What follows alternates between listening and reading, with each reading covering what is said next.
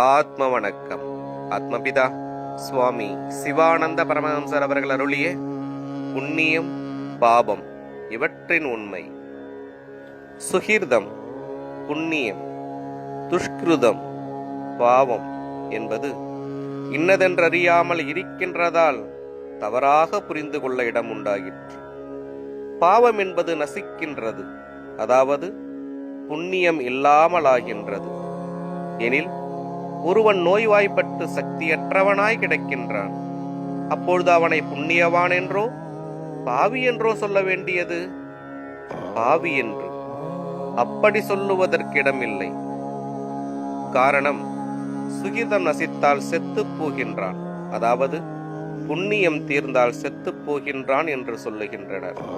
நோய்வாய்ப்பட்டு கிடக்கின்ற ஆளுக்கு ஜீவன் இருக்கின்றதல்லவா? அவன் சாகவில்லை அல்லவா? பாவம் என்றால் ஈஸ்வர சைதன்யம் இல்லாததாகும்.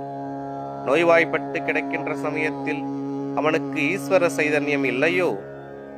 ஈஸ்வர சைதன்யம் இல்லையானால் அவன் ஒரு மரபொம்மைக்கு சமமாகின்றான்.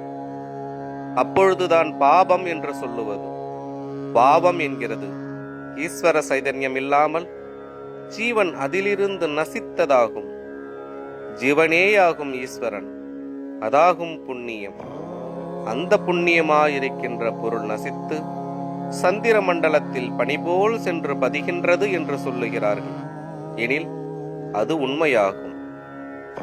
அது என்னவென்றால், சந்திரன் என்பது மனமாகும். சந்திர மண்டலம் என்று சொல்லப்படுகின்றது மனோமண்டலமாகும். பனி என்பது நீராயிருக்கின்ற ஆவியாகும், அதாவது விசாரமாயிருக்கின்ற புகையாகும்.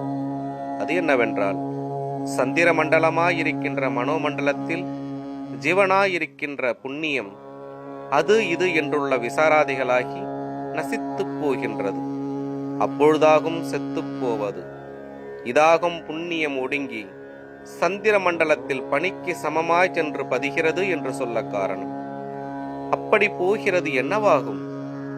ஜீவனாயிருக்கின்ற புண்ணியம் என்று வெளிப்படுகிறது. புண்ணியம் பாவம் இவற்றின் உண்மை தொடரும். ஆத்ம வணக்கம்.